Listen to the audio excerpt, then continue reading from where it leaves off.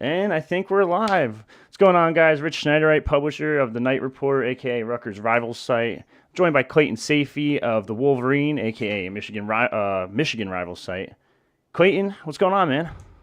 Not much. Ready for this game. Been waiting all day here. It's a late one. Yeah, it's the same over here. It's these 9 p.m. starts kind of suck, to be honest with you. I absolutely hate them. But let's get right to it. This Michigan team's damn good. What is so good about this? I don't even know. I look at the numbers. I see top 20 offense, top 20 points per game, 50% field goal percentage. What stands out about this team this year compared to last year? Well, yeah. How long you got? Yeah, I mean, yeah, exactly. So we got a while.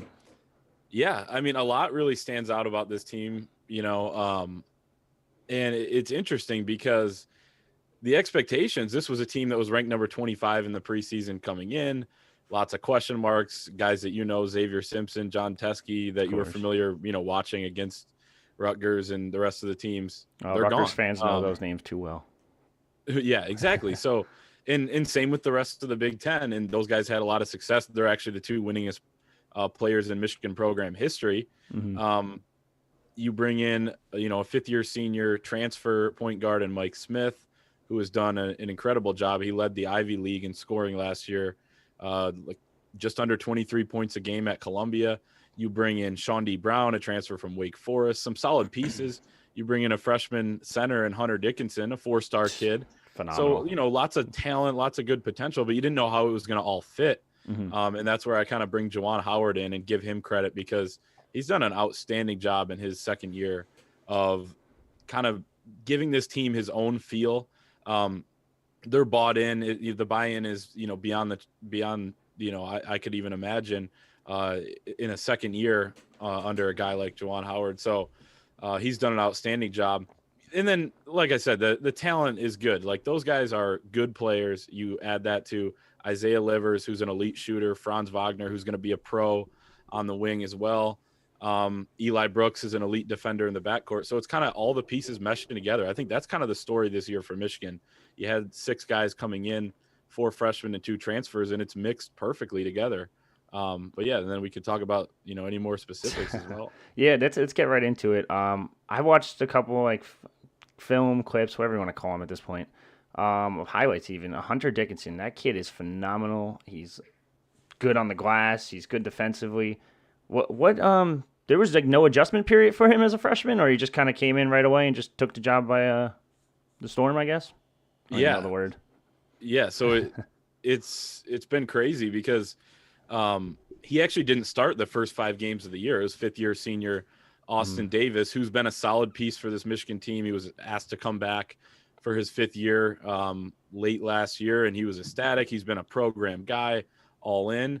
And then Hunter Dickinson was coming off the bench, and it's like, man, this is the guy. You know, he's playing the most minutes there and all that. And then we were talking to Phil Martelli on one of these press conferences. He's Michigan's associate head coach, and he's like, yeah, Hunter was behind during training camp, and Austin Davis just beat him out. But once the popcorn started popping, once the lights came on, he ended up being the guy. And there was really no adjustment period. And I think that's what made him kind of the talk of the Big Ten in the non-conference, early in the conference season. He hit a little bit of a lull before Michigan had that shutdown a few weeks ago, or they just got off the shutdown. But he had a couple games there just before that where he struggled just a little bit, turned it over a little bit. Teams started doubling him a little bit more. There's the adjustment period, I'd say. Yeah. But man, he's been outstanding. He's been, he's got some post moves. He's going to get better as the years go on, but he's a good passer out of double teams. I think that's what makes him the most dangerous. And I got a stat for you that came out basically today from The Athletic in one of their articles. With Hunter Dickinson on the floor, Michigan is shooting threes at 42.5%. When he's off the floor, they're shooting at 31.5%. So he makes an impact, like beyond just having the ball in his hands and being a really good, having really good touchdown low and having some post moves. He has an impact on the rest of this team. He's got shooters around him, but he makes the difference, and that's one of the bigger, reasons why they're so much better than they were last year. So now, before asking you this, what's your key matchup between this Rutgers squad and this Michigan team? Personally, I'm going to say it. I think the obvious is Hunter Dickinson and Miles Johnson down low. I don't know if you have a different one, but just these two big guys going at it. Miles is on a tear right now for Rutgers. And like I said, after watching Hunter a little bit, this man's a beast down low. There's no other way to say it.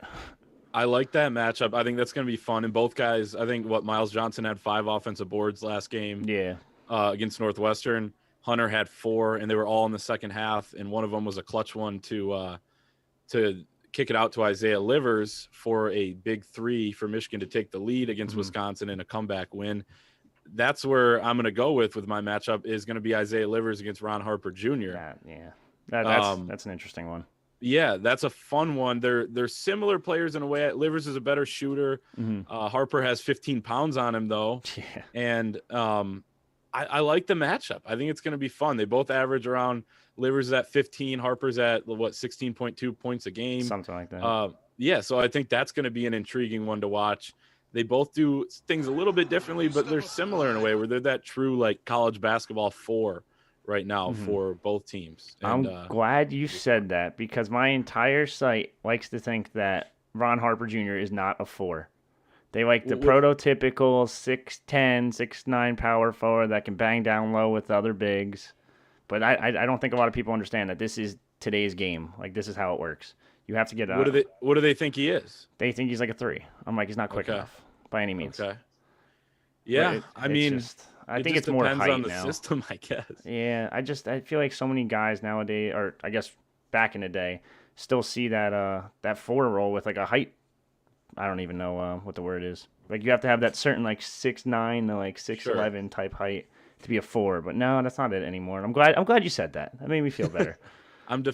Well, for all the people viewing, he told me to say that. So okay, all right, chill out, calm down. But anyway, I like that matchup too a lot. Ron's been struggling quite a bit from deep. It's been interesting. Ron came out guns blazing as soon as the season started. This man was averaging, I want to say, 25, 26 points per game, something like that. And then all of a sudden he had an ankle injury and he came back and he just can't hit anything from 3. I think if I read this right, he's 0 of 19 from 3 in his past 5 games. That's an insane stat. He's struggling from 3.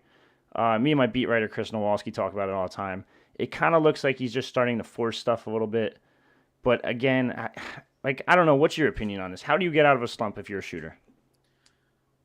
I mean, I think a true shooter has the confidence the next one's going to go in, and sometimes probably through a slump they don't have that confidence, but you probably shoot through it. I mean, that's what I said. You can't just be chucking, but at the same time, I mean, Rutgers offense I mean, you can describe this to me, I guess. I mean, Mm, if Ron Harper, who is a good shooter but is struggling, has a good look, he's got to take it, right? Especially with yeah. that offense is, one of the, I think it's the best under Steve Peichel for Rutgers, right? Like Yeah, statistically definitely. or analytically, but Mhm. it's still not an elite offense. He's got to take shots when he's open. Yeah, of course. Like I said, they were phenomenal when Ron was on this the beginning of the season against who was it? Illinois, Maryland, Syracuse, so on. The offense looked great. The team looked great. They were playing great defense, and Ron was hitting buckets. He was 5 of 8 from three. I'm looking at 3 games in a row, and all of a sudden something happened, and he just lost his rhythm. But again, I do think you have to shoot out of that slump in order to get out of it. Yeah. He's still going to take those open threes. Like I said, he's 0 of 19, so it's not like he's not taking them. He's still taking those threes. It's just a matter of them falling. Right. I don't know if it's just mental at this point because that obviously will get to you a little bit. And then again, once you start out 0 of 1, it's like, all right, damn, here comes 0 of 2, 0 of 3. Yep. Oh, here we go, 0 of 4. Like, oh my God, what am I doing? So, I've been there. yeah, it's a tough one. It is but that is an interesting matchup. But I gotta ask you, how does Michigan keep finding these 5'11 guards that are great? Yeah. Um, it's incredible. I mean, if you go back to, if you want to go back to Trey Burke and then Hmm. Derek Walton and then, Xavier Simpson, they've had, a ton of success, and it takes a little bit of luck, I would say, too, if you go through just the fact that not every recruit pans out and everything else. They've had a little bit of luck in that aspect. And then Mike Smith comes in as a fifth-year senior grad transfer Hmm. and ends up being, now he's leading the Big Ten in assists at 5.6 per game. So Incredible. uh, it's a little bit of luck involved. I think Juwan Howard made a great choice because they were kind of evaluating a few guards. You lost Simpson. They would have been just with the freshman Zeb Jackson coming in at point Hmm. guard. They needed somebody. And Mike Smith, he's way different, and Rutgers fans will notice this watching, and they probably already have if they've seen Michigan play all year. This is a different type of offense that Michigan's running um, than they did with Xavier Simpson. That Hmm. was one where he would dribble around, he would get a bunch of ball screens, and he was so good at breaking down the defense, getting the leverage himself, finding guys that are open. Mike Smith is a very good passer. He runs the offense, he initiates the offense, but offensively, like scoring wise, he's a spot up shooter. He's actually leading the Big Ten in 3-point field goal percentage Hmm. during conference play at 62.5%. So he's more of like he just fits in this offense because they got so much talent on the wing with guys like Franz, Wagner, and Isaiah Livers, and then the big man. Hmm. Hunter. And I know we talked a lot about this Michigan offense, but how good is this defense? I'm looking right now. I think you guys are giving up 37.5% opposing field goal percentage this year. It's third in the country right now. Yep. You'd think with like a smaller guard lineup between Brooks and Smith, they would kind of give up buckets, but then you have kind of the length, I guess, in the forwards and the center. But just talk a little bit about the defense and what stands out about them right now. Is it just man to man mostly? Yeah, it's just about all man to man. They've Mm-hmm. kind of toyed with a little bit of zone early on in the year, and frankly, the defense wasn't great until a game or two into the Big Ten season. They only played low major teams, mid major teams Mm-hmm. in the non conference, and they weren't playing that well. They turned up the heat on defense, and they kind of always had that capability. They were underachieving. It starts with Eli Brooks, who you mentioned. Like Michigan's got small guards, but they somehow are able to still be very, very good on opposing guards. Eli Brooks is an outstanding on-ball defender, help defender, but he's the head of the snake, Juwan Howard calls him, and um, he's just been fantastic. He held Demetric Trice from Wisconsin to 4 of 11 last game. He Mm-hmm. just keeps doing that over and over and over to opposing guards where they're not shooting a good percentage. They're going to get a shot here or there. But then you mentioned it. The length is the thing that opposing coaches, when you're in these press conferences after these games, they're like, yeah, we haven't dealt with length like that all year long. Franz Mm-hmm. Wagner, he's probably going to have a couple steals tonight. Okay. And the steals he makes are just like, if you're initiating the offense on the wing and he's guarding that guy, he'll just reach his long arm out, swipe it away, and he's going the other way. He just has too long of arms where Yeah. it's ridiculous. He makes plays he has no business making. And Livers is kind of similar in that way where he's bigger, he's very, very sound. He's always in the right spot. And then Hunter Dickinson's been a much better post defender and picked up kind of the defensive system quicker than I thought. So it really is all 5 positions. Mike Smith, who we've talked about quite a bit at the point guard spot, they kind of hide him a little bit. Eli Brooks is going to guard the opposing point guard if he's the best player. He's going to guard Geo Baker tonight, I'm sure, quite a bit. But Smith is crafty in his own right on defense. He's just pretty undersized and frankly didn't play a ton of defense in the Ivy League. But it's basically 1 through 5. Yeah, it's interesting you say that because the guard lineups, Rutgers has a 6'6" shooting guard, power point guard, if you want to call Paul Mulcahy that. He'll take up the ball for the most part. He'll play on ball mostly. But you have him at 6'6", you have Geo Baker at 6'4", and then you have compared to what, 5'11" and 6'1", something like that with Brooks and Smith. And I think that's actually, part of this matchup that makes it interesting because Eli Brooks, who I've said, he's an elite defender. I think he could possibly be the Big Ten Defensive Player of the Year, although he kind of goes under the radar a little bit. Yeah. And got snubbed for the all defensive team last year. He's not the best on bigger guards. That's a tough ask. Like when Ayo Dosunmu comes here, hopefully they're able to reschedule that game, Michigan and Illinois. I don't know what to expect because he's such a big guard that can handle so well. And that's just a different type of task. So Rutgers has that on Michigan. I'll say with this matchup, I think Michigan matches up pretty well, but outside of that, Eli Brooks and Mike Smith are going to be going up against guys, 6 inches taller at times if it's Mulcahy. Yeah. So we'll see what happens there. I think that's the advantage if they can, try to take advantage of that. Yeah, it's definitely interesting. And then you have 6'9" Wagner at the 3 against 6'7" McConnell. And then I guess you guys kind of have the height difference when it comes to the bigs, because Miles Johnson's only 6'11", Ron's 6'6", I guess, but like you said, he has the weight difference on him. I think 15 pounds or something like that. Yeah, I think 245 to 230. Yeah, so it's definitely interesting, and then I really think this game could come down to the benches, to be honest. It's as crazy as it sounds, but I'm sure you'll see a big game out of Livers or someone, or Dickinson, or even Wagner. Like, what would you say about Wagner? What compares him to his brother? Is he a better player, better shooter, better defender, I guess? Yeah, that's an interesting question. I think if there were fans, I mean, you kind of saw it a little last year. Everyone hates him just as much probably as Mo. Maybe not as much. He's a little more, I mean, he's got that same type of demeanor out there. Yeah. But as far as a player, Mo was a 5. He was a stretch 5. Honestly, I mean, I haven't looked at the numbers. I bet Mo probably shot better from 3, even though I would say Franz is like a better shooter. He had a wrist injury last year that kind of, he said kind of held him back a little bit the rest of the season. It was early on.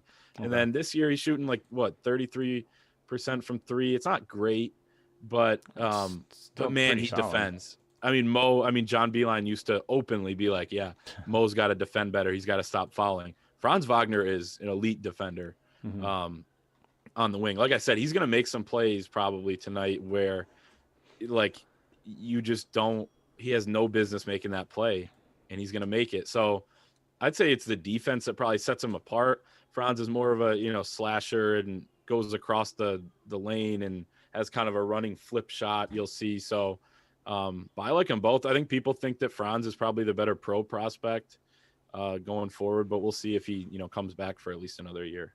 All right, so I got a question in the chat. What are you drinking for the game tonight?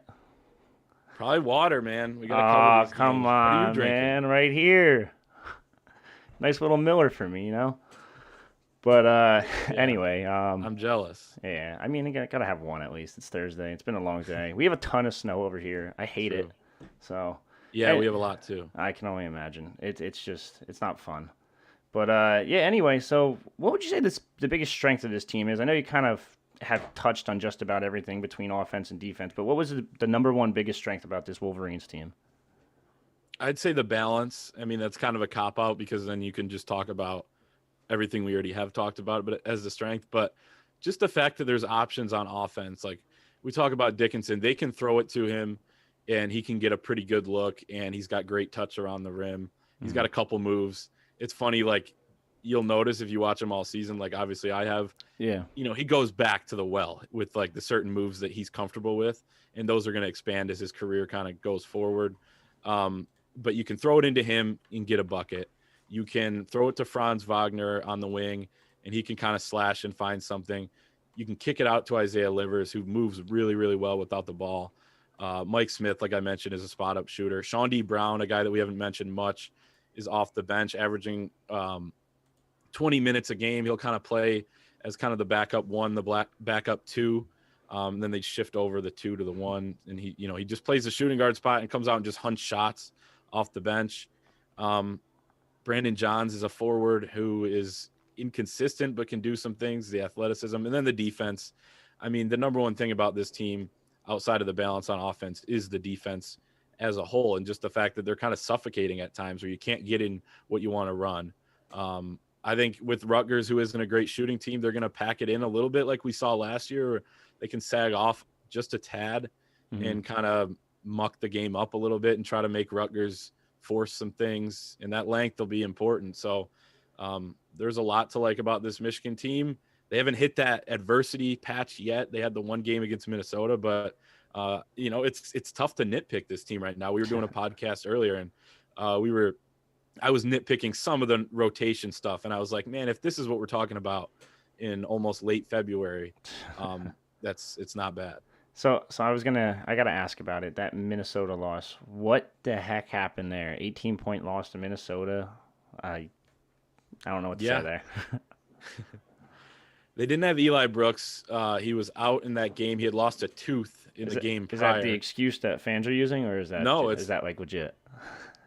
No, I wouldn't pin that entire game on that. But if you want me to tell the story of the game, they didn't have him, and they also just something was kind of off. They actually said that after the game. It was just something was off from the beginning. They had that game where they were turning the ball over, and that was really the main thing. They were turning it over, and that kind of translated to the defense.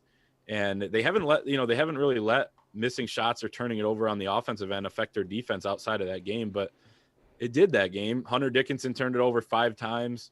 Minnesota was doubling super, super hard on him. So maybe that's the formula. That's been, teams have been trying to do that, but, he's kind of learning how to deal with that a little bit more. But yeah, I'd say Minnesota played a hell of a game too, especially in the second half. I mean, you have that game, and it's kind of magnified a little bit because Michigan hasn't had those games, like Illinois, went to overtime with Nebraska, and they barely beat Northwestern, I think. So and that team, that red team in New Jersey beat them too. I forget what their names were. Rutgers, I think. Yeah, and Rutgers beat them. Yeah, but that's not bad though, because Rutgers is a good team. So right, like Rutgers is better than Minnesota. So that's but like when you look at Nebraska taking Illinois to overtime, teams are having those games. Michigan hasn't, so I think people point to that Minnesota game a little bit more, but and then that's fair too. So I mean, the Wolverines missed what, 3 games in a row, 4 games in a row? Was it for postponement? 5. 5 this year. Jeez. They were off for 23 days without a game. Do you feel like that helps them, or do you feel like it hurts? I don't know. It hurt them in the first half against Wisconsin on Sunday. They were down 12, and they were actually down 14 at one point, but 12 at the break. They were able to climb out of that. And then in the second half, you didn't see any rust or anything like that. But people are kind of talking that some of these teams that have come off a pause, it's the second game back. It's after you play a game and then your legs aren't quite right. Michigan's lucky they got, 3-4 days in between that game on Sunday and this game tonight. We talk about the late tip. Maybe that helps too, extra 2 hours or so. But that'll be something to watch too. Is this team actually back to full form? Because they weren't allowed to go in the building. They technically were. The only thing they were allowed to do was like take a jog outside and then go back in their apartment. They were supposed to isolate. This wasn't this wasn't just where they were missing games or whatever. It was actually the whole university athletic department was on a pause. Interesting. I forgot it was the whole department. It wasn't just the basketball team. That's insane. That's crazy to think about. Yeah, it was insane. Yeah, I can only imagine, like, with practices and stuff, you missing all that. So I guess it kind of does hurt. And like you said, it's the second game back mostly, for the most part, that always struggles with, or? I mean, that's what people have been kind of pointing to. Like when you look at other teams that, and I don't know if teams have had this long of a break, especially in the Big Ten, the 23 days. I also think, maybe Michigan, had their 20 where they were rusty. Maybe they'll play well tonight. But like I'm looking at next week and they haven't announced anything, but there's a possibility Michigan gets 2 games squeezed in next week. They don't have any games scheduled for the middle of the week. They got a Sunday and a Saturday. If they go Tuesday, Thursday, then you're just talking about on its own 4 games in 6 days. That's a whole beast in its own, let alone being off for 23 days a week prior to that. So it's kind of, it just depends on maybe, it's hard to actually look at what teams have done coming off of these pauses because every situation is so different. So honestly, I have no clue how it's going to affect them, going forward. All right, so we got a couple questions in the chat. Shout out to Hale TYV for the super chat.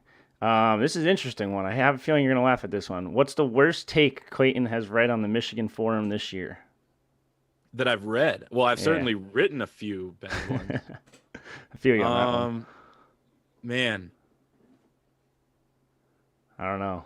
I mean, this guy seems like he knows you personally, so. I like that. I wonder who that is. Man. I mean, are we including football? I mean, why not, right? Yeah, I mean, there was some takes after the Minnesota game, which was the opener, where Michigan looked really good, and then they were not very good. But, I mean, it was kind of, I was probably included in that group. On the basketball side of things, I kind of mentioned earlier how Michigan didn't play that well against some of these mid-major teams they played in the non-conference. I mean, there were some people kind of, dogging certain players, I'd say. Maybe Mike Smith at point guard. But he has really turned things around. He just didn't look as comfortable coming in his first couple games for Michigan. There's been bad takes, but I mean, what's the worst take you've heard? I mean, they're all over the place. I can't even pinpoint one. I have some bad ones at times. I can't go off the top of my head. I have too many to count, which is not a good thing. But it happens. It comes with the job. But again, I'll go with this. Like, basically everything we said in the lead up to the Michigan State football game this year. I don't want to bring that up for the Michigan fans watching, but I mean, everything that, including myself and every Michigan media person and fan, said leading up to that game against Michigan State, and then what happened. So, yikes! I mean, they can't all defeat Michigan State and force 7 turnovers in a single game. But hey, who does that? Who does that? Credit to Rutgers. Yeah, it's definitely interesting. But guys, if you have any questions whatsoever for either me or Clayton and I, whatever. I don't care about the grammar. Just submit them in the chat over left, right, something like that. If you're a Rutgers fan, hit the subscribe button down below. Hit the like button, the little thumbs up. If you're a Michigan fan, almost said state, jeez. If you're a Michigan fan, go subscribe to the Wolverine ASAP. Best guys on the Michigan beat. I don't even know what else to say there. I got a question for you. Oh, geez, while we're waiting, Jacob Young. I mean, he's a hell of an athlete. I love watching him play and just sprint down the floor with the ball in his hands and things like that. He's coming off the bench now, right? And, I guess just what's the word with him here lately? He's averaging 14 a game. He's a heck of a player, heck of a defender. What do you see from him? 14 a game, top. I think he's tied actually right now for most steals in conference at like 1.8. I think it was. Yeah, I got to double check on that one, but So they had that. They had a. Hold on. Oops. Had a little highlight play. So they had that little 5-game skid where they. I forget who they lost to, and it was a Penn State loss, Wisconsin loss, Ohio State loss, Michigan State loss, and Iowa loss. I said it in reverse, but all in a row. So they just had to do something to change it up. So number one, Peichel thought get a little more length out there. Caleb McConnell came back. He was supposed to redshirt the season, so he kind of filled in the one guard role or the forward role. And then Jacob was relegated to the bench, kind of because they didn't have a spark off the bench anymore. So you know how it is with basketball. You always need that one guy that can come off the bench and score at any minute and just bring the I don't even what the word is. Bring the atmosphere, bring the tempo. Yeah. So he's kind of been that guy. He had a really good start to the season. He looked phenomenal. He was one of the top scorers in like 4 or 5 games in the first 9 or 10 or whatever it was. He looked really, really good. He was hitting shots. He brings the energy every time he's on the court. He's one of those guys where it's kind of like a Wagner, where if he gets that steal, he's just going to take it right to the house and get that, either draw a foul or get a quick dunk on a fast break, and it's just going to change the whole tempo of the game. and you'll see it. You'll see it tonight, maybe if he gets a quick steal, gets a fast break, slams it down. You'll see the Rutgers bench, by the way, a little nutty at times, but they tend to go kind of same with the apeshit. Michigan one. So yeah, I can It's only crazy. imagine. I've seen some of the walk-ons at Rutgers doing the worm. I've seen heard them yelling during free throws. I've seen some crazy things from them. I've seen them like basically Good. falling over their seats, and I think that's something you kind of got to do during this like COVID era with no fans and stuff. It's kind of Yeah. it's sad to say, but like someone has to bring the energy. I love it. I love it Yeah. because they're not allowing fans into the Big Ten. I'm jealous every time I watch like some ACC games. They'll have fans or SEC. Don't get me started. And it's like, man, I wish they could allow a portion of fans in it. It's nice they allowed the parents and everything. But yeah, these guys, it's like the cool thing is the bench is kind of spread out this year, Yeah. because there's not that like stands area that you need, and they want to distance these guys. Of course. And some of the guys, like Michigan guys, will be sprinting around, the bench area, like you said, doing the worm. There's guys like on the ground. Jace Howard, Jawan's son, he's a freshman, is the leader of the bench mob, I would say, for Michigan. So he's one to watch on the bench. But yeah, I love it. I hope to see Rutgers doing the same thing, bringing their own energy. Because I mean, that's what college basketball is all about, man. You can't have the rowdy student sections there. The rack would be just insane again this year. Yeah, it's a shame. Same with Chrysler. Yeah, so I mean, I love it. I love it. Yeah, it like I said, it's just sad. I don't even know like how this tournament's gonna go down. I know it's still gonna have that March vibe to it, of course. I'm kind of intrigued because this is the first time Rutgers has been in it in 30 years, tech, if you don't count last year, even though they probably would have made it. But, Yeah, I was gonna ask, are you guys counting last year? no, I don't think fans are counting last year. It's a shame. I mean, so here's the thing: if they didn't make it this year, which it looks like right now they have a very good shot of making it. Yep. If they didn't make it this year, I could see fans saying like, no, we made it. We made it in 2019. Or like, 2020, yeah, we whatever. would have made it. I mean, it's fair to say that. Like, that happened. Yeah, I just wish they put out a bracket just so teams could say they kind of like were there and stuff. But I get it. I was whatever. pushing that. Yeah, I was hoping they would do that last year, and Rutgers was one of the examples of why they should have just released the 68 teams. Yeah, why not? Like, it doesn't make sense why they didn't. Like, it doesn't hurt anyone to release the bracket at all. Like, you don't even have to put it on TV. Just put a press release, put a tweet out, put some kind of social media thing, and you're good. At least we can say now that it'll be 2 straight years Michigan State hasn't made the tournament because they're not going to make it this year. Yeah, they're an intriguing team because that first game against Rutgers, they beat them by like 20. And then all of a sudden, like 2 weeks later, they came to the rack, I think it was, and Rutgers dominated them. And it's like, all right, what the hell just happened? I don't know what's going on over there. I feel like he's lost the team, Tom Izzo. Yeah. It's fascinating. I mean, there's a lot of, I know, a ton of Michigan State fans, obviously living in Michigan here. And, and then you go back to like Michigan football. It has similar vibes to that because it's like they're used to being at least halfway decent. And now they're like a total disaster, especially in the last few weeks for Michigan State. Yeah, like the last month or so. So there's some people like, no one's calling for Izzo's head, but they're basically saying, man, does he still have it? They lost a 5-star commit. I saw that this past week. So it's Michigan fans are having fun with it. Oh, yes. I mean, Rutgers fans kind of hate Michigan State now, too, ever since, I guess, Mel Tucker kind of took a couple commits from Jersey last recruiting cycle, whatever. So there's a little hatred between the schools now, but, yeah, it's interesting. What do Rutgers fans think of Michigan on the whole? I think they don't like Michigan.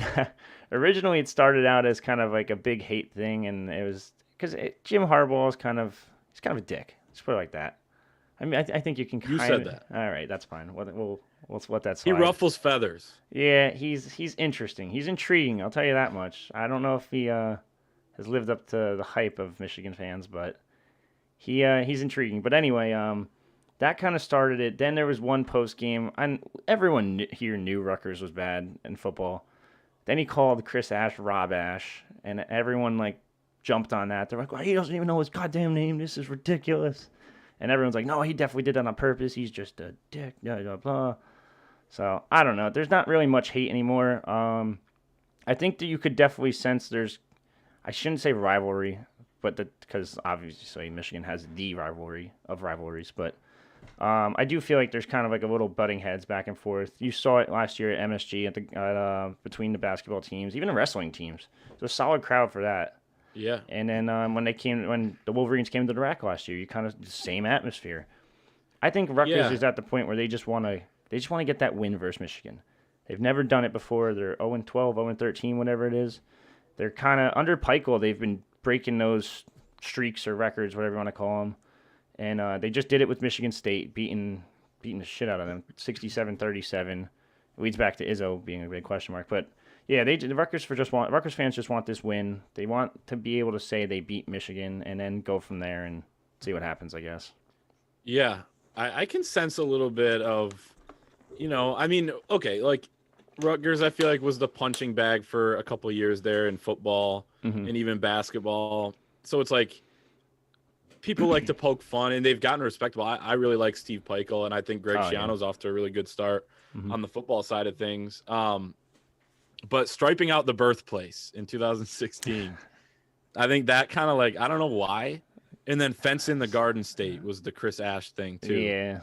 And then Michigan kind of like plucked a couple guys, obviously Rashawn Gary and stuff. Like, I don't know why. There was like Michigan was recruiting Jersey there with like Chris Partridge and Anthony Campanelli. I don't know why that, like, I agree with you. There's like a weird like conflict. Like, it's not a rivalry, but there's like something. And then every Big Ten school, like Rutgers has now been in the Big Ten long enough where you're going to start, like, you're going to have something with every school. Like Michigan had in 2017 in basketball. Michigan went and lost to Illinois, got killed down in Champaign, and one of their players said, oh yeah, like Michigan's always kind of been like a white collar team.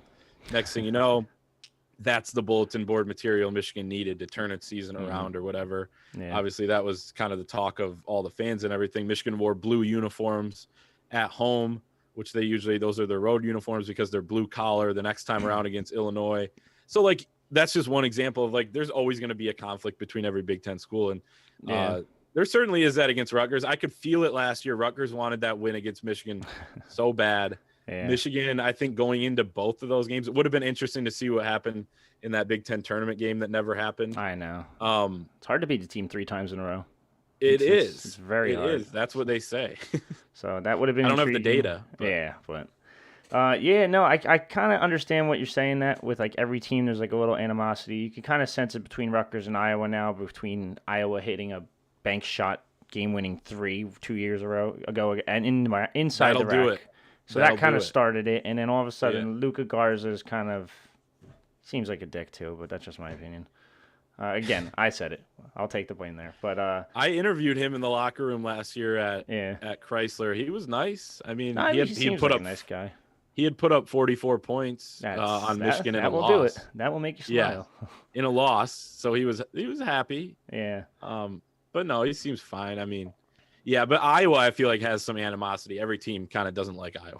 Yeah, that's right. That's kind of what it seems like a little bit too. There's a sentiment going around about Fran McCaffrey, I feel like. Yeah, there's got to be something behind the scenes we don't know. But yeah, Rutgers kind of has Illinois' number over the years. I think they're 3-0 under Peichel or something like that. 2-0, 3-0. So I'm just going through the list real quick. Michigan State, I told you already. Ohio State, Rutgers fans aren't fond of because of kind of Chris Ash and the fact that it's Ohio State. So it's like you want to take off the top dog in football at least. Penn State, whew, that's a rough one for geography purposes alone. Yes. The history behind the schools playing each other, it's not pretty. That's probably the ugliest one. What about Maryland? Because I feel like people kind of group you guys in with Maryland. It's an intriguing one. I kind of think that would be a really good rivalry for the two schools. Again, geography reasons, it's perfect. They both came in the conference at the same time. I shouldn't say on the same level, but they're kind of like close when it comes to like all sports for the most part. Yeah. Of course, there's like years where like this year Rutgers is ranked in basketball. Maryland's on a down year. Rutgers beat Maryland football this year, but like it happens like vice versa each year. It just changes. They're very equal on equal playing ground. If that's the word, maybe. Yeah. But I actually think that'd be an intriguing rivalry. I kind of because there's this one highway I can't think of it. I think it's 95. And people keep saying, like, name a 95 trophy. Just do it. Every other Big Ten school has a rivalry. Like, do it. Just do it.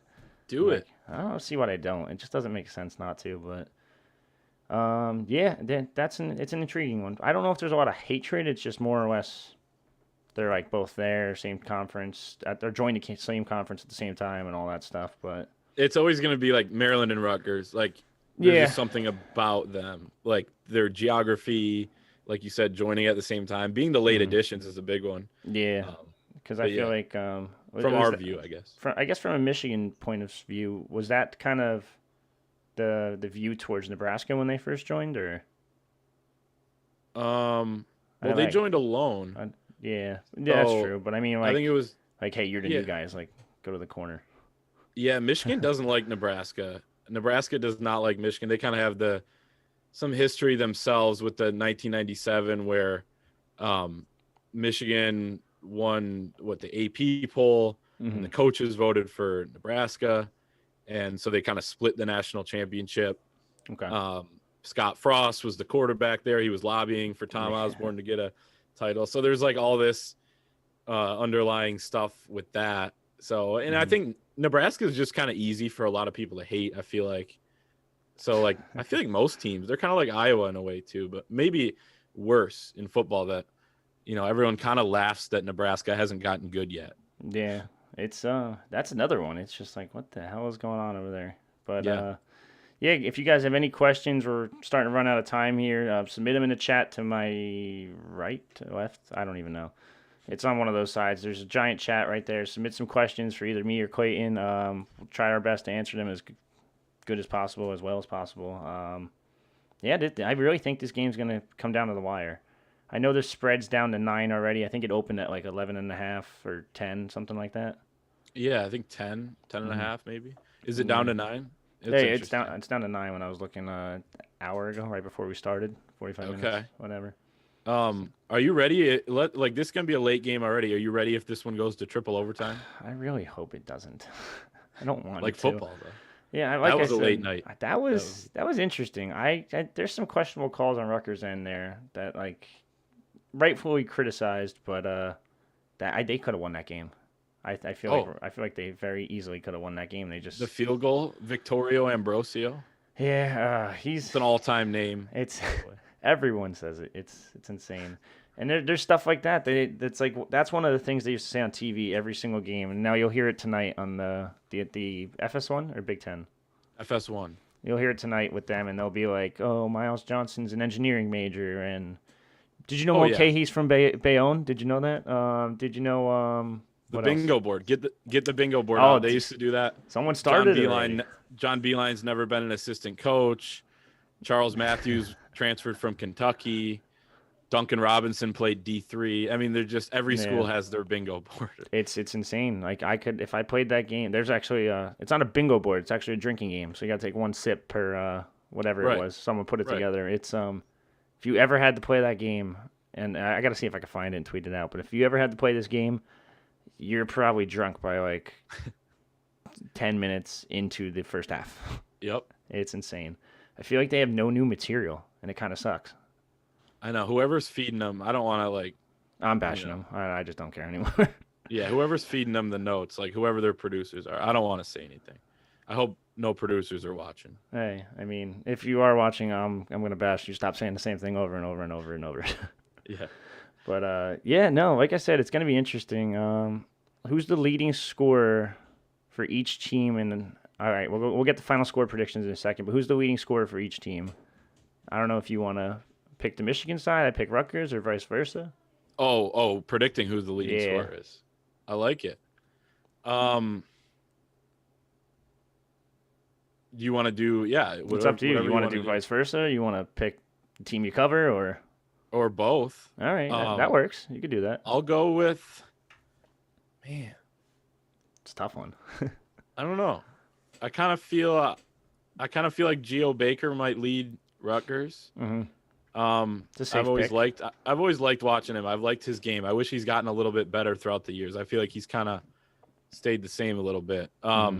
It's hard not to go with Isaiah Livers right now for Michigan because he's had 20 his last 3 games. He's having that like back half of your senior year type of like look in his eye, where when a guy like starts to take things into his own hands in the second half of his senior season, knowing that this is it. Like, you know, how many games you could probably count on one hand, how many more home games you have, you know, how many more trips you have to this place or that place. He's got that look in his eye. It's hard to bet against him right now. He's shooting 60% from three over his last three. And he's kind of, you'll probably see it tonight. He's kind of got that look in his eye. So I'll go with Geo Baker, couple vets, Geo Baker and Isaiah Livers. Okay, that's Geo Baker's definitely the safe pick. I'm just gonna start out with Michigan. I think Isaiah Livers again. I'm gonna go with the safe pick. Yeah, He's led them in technically with postponements and whatever. He's led them in their past 3 games 5 times this year. He's just a very good player. I think he's gonna be trouble for Ron because he's a little bit speedier than him. He can score from each level of the court. I mean, it looks like he could drive, he could shoot, he could do just about anything. He looks very good. He looks like a very, very good player. Yep. My wild card here, though, I shouldn't pick a second person, but I'm going to. I really think Wagner could be a wild card here. He's not even him in general, but I feel like Miles Johnson versus Dickinson, that one's going to be a really good matchup, so it's going to be a back and forth. I don't think he's going to lead the team. Livers versus Ron Harper is a tough one. And then at that point, it just leaves one. Then you got the guards, but I think the length with Rutgers guards is going to help them on the defensive end. I really think Wagner versus Caleb McConnell. I like that matchup a lot. I really think Wagner's a very good, like you said before, a pretty good shooter. Even on the defensive end, if it's transition buckets too, he could be their leading scorer tonight. But I like that pick. I think he could be too. I feel like there's a lot of athletes on the floor tonight. Mm-hmm. I mean, it's going to be really interesting. That's why I keep saying this. I was reading your board before in Wolverine.com, if you guys don't know. It's a lot of the fans kind of seem a little like sketchy about this game. I don't know if it's just like there was like 2 or 3 posts or if it kept going, but it seems like they're kind of like, this Rutgers team might be a little dangerous. Yeah, so, I mean, Rutgers is a good team, and I think that Michigan, like, we've kind of talked about it a little bit. They came off their big pause of 23 days in between games and didn't look great in the first half against Wisconsin, picked it up. But was that just like them gutting out a win and doing everything they could to gut out a win? Or are they actually back to what they were before the 23 days off, which is probably like impossible. So you could couple that with the fact you're playing a good, hungry team. Steve Peichel teams are always going to, be the team that is like, wants it the most. You can match that, but I don't think you can want it more than a Rutgers team probably under Steve Peichel, and that makes Rutgers dangerous. And Rutgers is a team, we've talked about it. They are I think they're projected like a 6-7 seed right now, but that's what it seems like. As we know, like if you're in that spot, if you're a 6 or 7 seed, just about every win kind of almost can bring you up one line and in every loss. This loss isn't going to do anything for their resume. If they lost, but like a loss, they're desperate a little bit. They're on the right side of the bubble right now, but they want every quality win they can get. So they're coming in wanting to win this game, obviously, and Michigan, we'll see what they do. Yeah, I mean, the one thing that everyone keeps saying they're missing on their resume is a big road win, and this would be it. So, I didn't even pick a Rutgers guy. I'm going to go with surprise pick. I'm going to go Ron Harper just for the sole fact that he eventually got to break out of the slump. I think I said this last game too. I projected him to be the leading scorer last game, but eventually he'll break out of it. I think this might be the day. I don't know how good. I haven't really watched much of Isaiah Livers on defense. I don't know how good he is. He's probably pretty decent if I had to guess, just because he's quick. Yeah, he's good and quick. And then if Harper tries to post him up, Livers used to weigh more. He used to be a little bigger. And was actually, played a little bit more down low, especially defending some bigger guys. So he can do that too. He's just that senior that's like crafty. But I think Harper can, and we haven't even talked about foul trouble. Like if Livers is sitting or something for a stretch, or Dickinson is as well, like, and Rutgers crashes the glass and some of the Michigan front court is on the bench, then that's going to be big too. Vice versa. If Rutgers gets in foul trouble, I think Michigan will kind of eat them alive down low. And so both teams have the capability to like exploit one thing that the other team doesn't do well, or one guy in foul trouble, and it's going to be it's gonna be a fun game. We did our predictions, or do you want to get into the final score? Yeah, let's just get into it, just because we have 8 minutes left. Yeah. You want me to go? Yeah, you can go. I mean, I'll tell you mine. You know mine already, technically, but Yeah. Yeah. So I got Michigan 76-66. I'm like right on that initial 10-point line. mm-hmm.